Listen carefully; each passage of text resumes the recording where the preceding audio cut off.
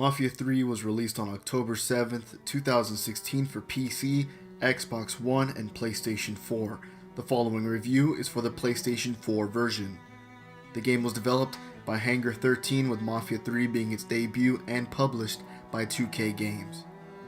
You are a black man living in New Bordeaux, Louisiana in the 1960s. You just returned from serving a tour in Vietnam. You were an orphan who thought fighting in Vietnam would help you make your mark on this world. You are Lincoln Clay. Just because you're home doesn't mean you're back. You understand? People around here, they don't get it. Never will. Keep your ass out of trouble.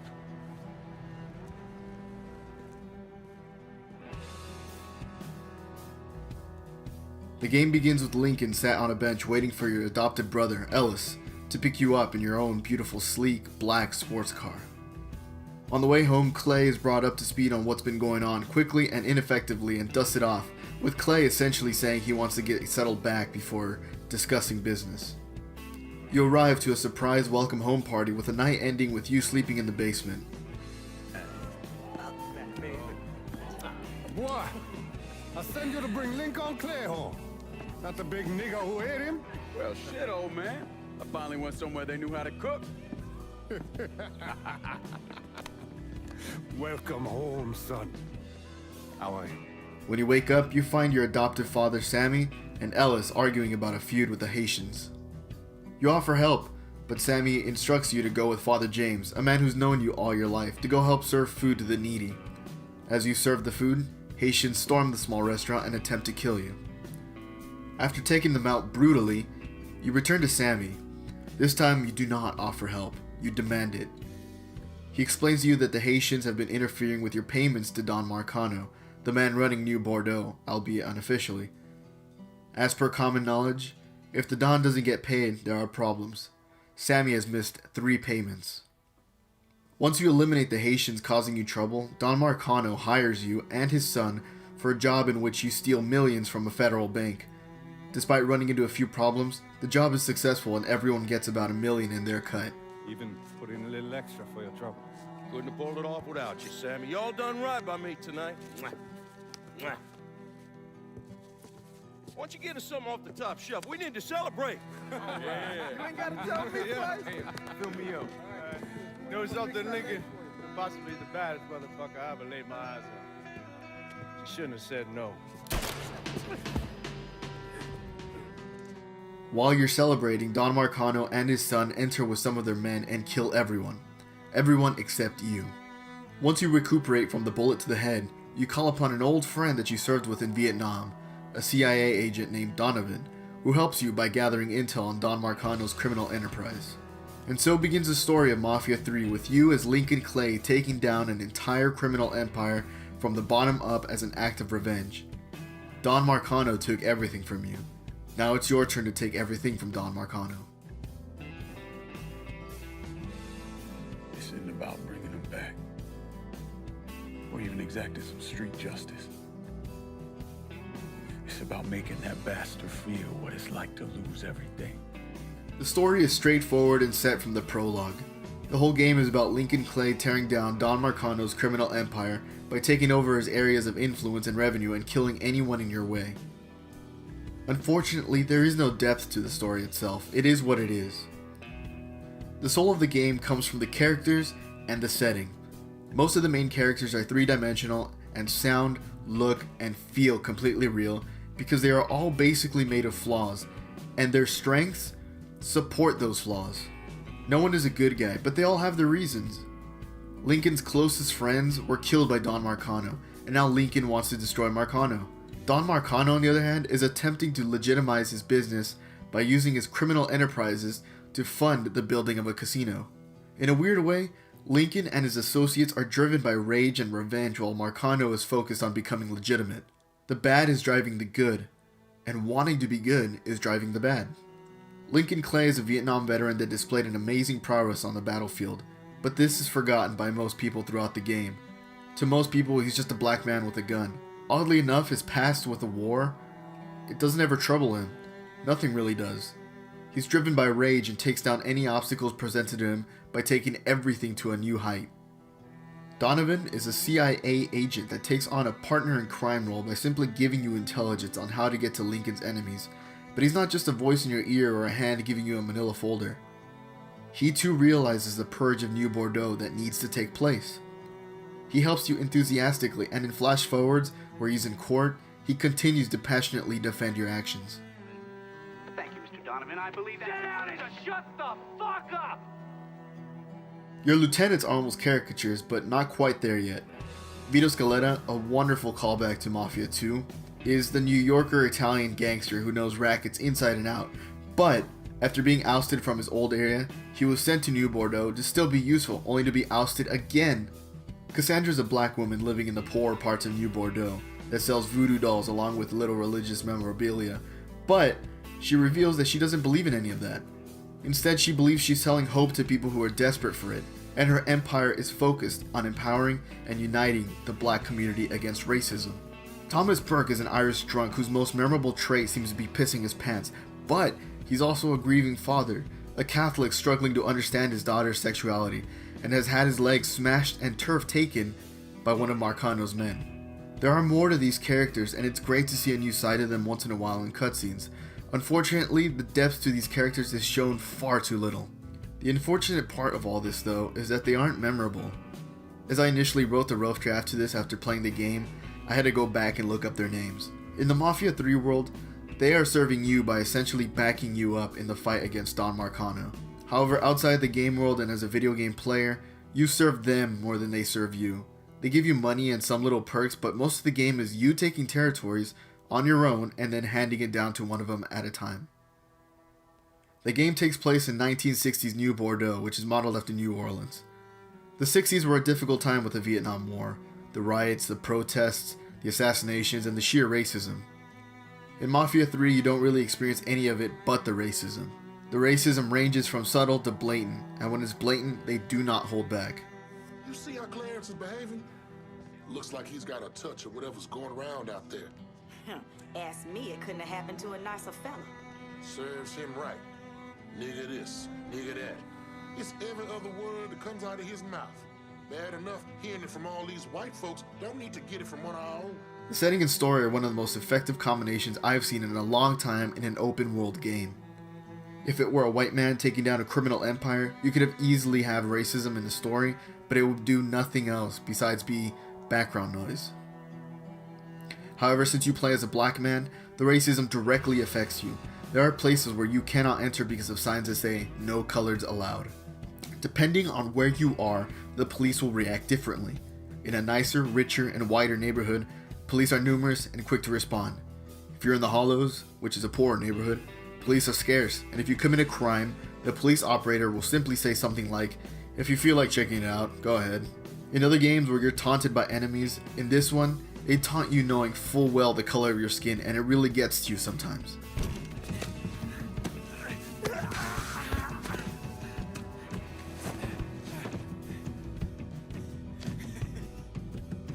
What now, nigga?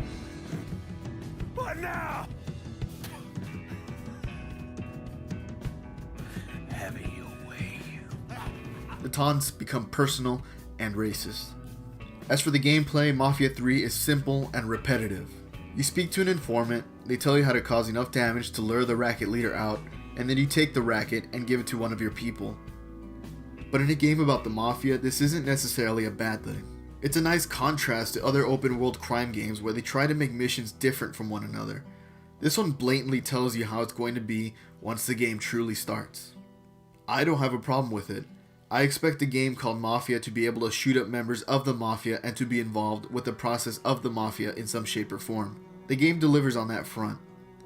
It does get repetitive, but there is a satisfaction in doing it repeatedly. As you take over districts and hand them off to your people, you also get rewards. For example, if you raise Vito's earn level to a certain amount, he gives you a perk where you can call for a hit squad to help you in a firefight. Other rewards can include guns, car upgrades, and personal upgrades. However, handing off districts can have an effect on your lieutenants. Each district has a few rackets, As you take over the rackets, you can call one of your 3 lieutenants to take care of it. However, once the entire district is yours, you are forced to give it to one person, and that one person then takes over all the rackets. For example, if racket A is controlled by person 1, B is controlled by person 2, and C is controlled by person 3, and you decide to give the district to person 1 will take racket A, B, and C. And this does not go unnoticed. Looking forward to seeing where this shite goes. This is our first step toward breaking Marcano and taking over the city. I hear what y'all got to say, but I decide who gets the turf, and in the end, my decision is final. Well, hear this, Lincoln. You can make any final decisions you want to make. But splitting the action in one of these districts between my men and theirs ain't happening. This turf comes to me. Why boys are your problem? Considering I've got men in the area as well, it looked as if you were trying to keep us guessing. That's fucking rich. Listen, pal, all you need to know is who's the best man for this part of the city. That's me, no doubt. You start dangling territory in front of me and then snatch it back. This agreement we had, it ain't gonna last. There's only one smart play here, partner. Don't leave me with blue balls here, boy. What's the word, Lincoln?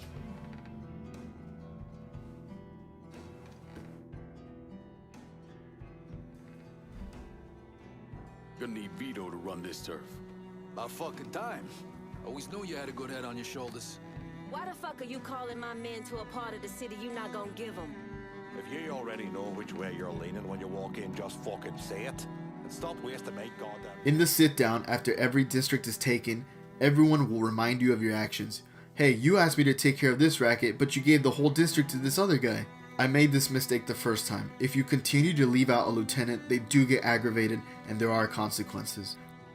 Fuck him and fuck her. I've got nothing to speak of but Irish Point. And now that I give it a good think, since my Irish bastards have already secured the rackets at your fucking request, I think I'll just stay.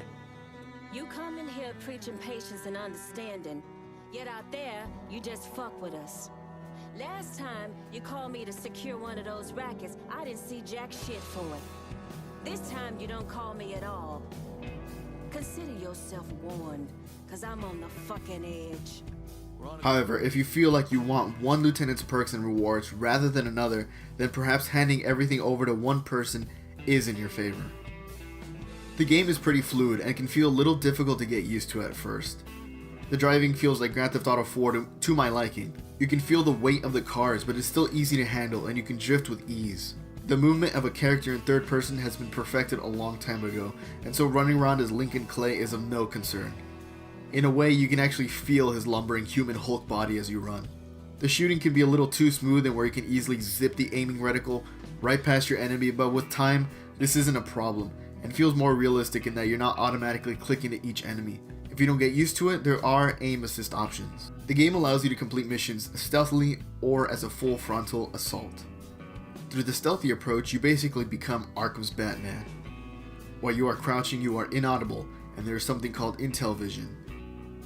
The Intel Vision is basically detective vision if you are familiar with the Batman Arkham games, in which the screen turns dark and enemies and objects of importance are outlined for you. However, unlike detective vision, Intel Vision is deactivated as soon as you make a move, which means you cannot keep it on while traversing an area. I took damage easily, so I always did my best to keep the stealth approach, but for someone as unlucky as me, there would be times where an enemy alerted everyone else and called for reinforcements, so a full frontal assault was my only choice. The third-person shooting is simple, but the executions are brutal. There are stealthy executions where you take out your enemy silently, and then there are executions that are activated when the enemy is alerted to your presence. The latter are absolutely brutal and are so much fun to activate. If anything, it's one of the biggest reasons as to why I kept coming back to the game. The executions are over-the-top ridiculous and fun.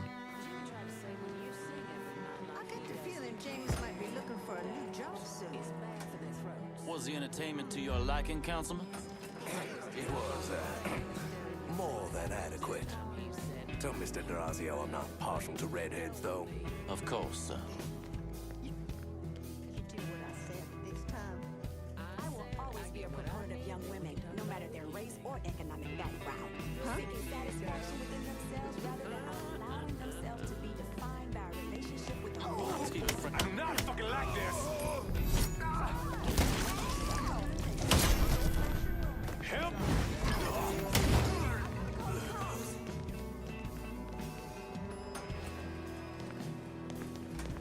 That don't seem right. Somebody just freaking died here! The goddamn...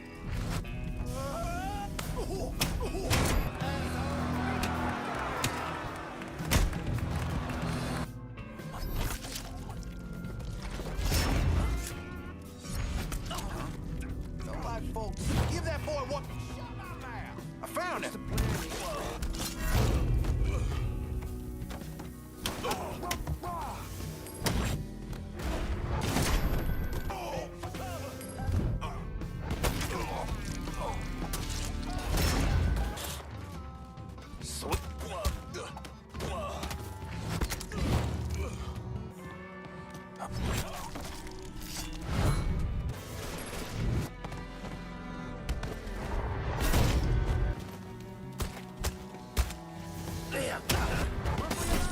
For instance, if you're not equipping a weapon, Lincoln will automatically take a knife and stab a man repeatedly in the face.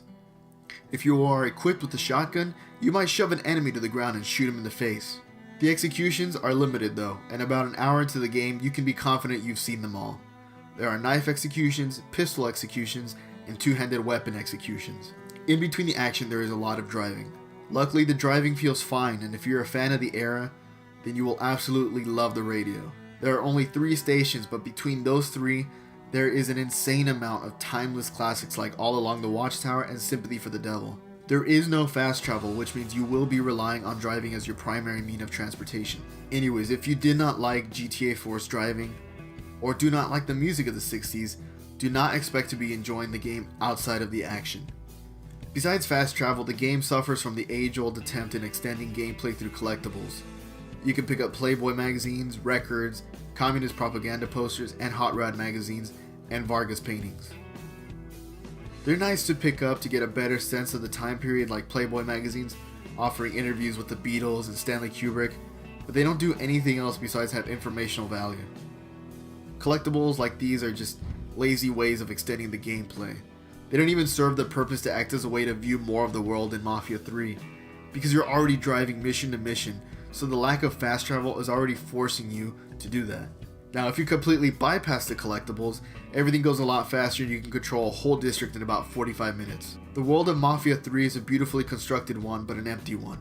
There isn't anything to do besides the objectives, side missions, or collectibles. In Mafia 3, you have a safe and a wallet. As you collect money, it goes into your wallet, and it's up to you to drive to your safe house and deposit it in your safe. If you die, half of whatever's in your wallet disappears, whereas whatever's in your safe is, well, safe. This system is pointless when you earn a reward in which you can call someone to come pick up your cash and deposit it for you. As you take over, you give rackets and districts to your lieutenants, and in return they give you a portion of their earnings. At first, they become the only places and people you will revisit time and time again, but with the reward that I just mentioned, someone will go and pick up that money for you as well and deposit it for you as well. So besides going back to your lieutenants to collect money or to start a mission, there isn't that much that's revisited in Mafia 3. Once you visit a place, it's very likely that you'll probably never see it again. As far as visuals go, when it isn't bugging out in some shape or form, New Bordeaux is actually a beautiful place. The sun reflecting on the river, the dampness of the mud in the swamp, the shine of a wet street, but most importantly, the characters of Mafia 3 look real. They aren't these perfect generic shapes of men and women. They look like people you can encounter on the street today.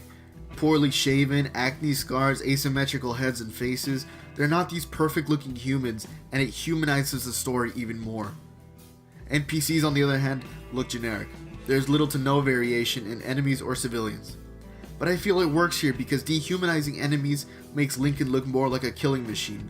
And as for civilians out in the street, it doesn't even really matter what they look like when you're speeding at 100 miles per hour just to get to your next objective.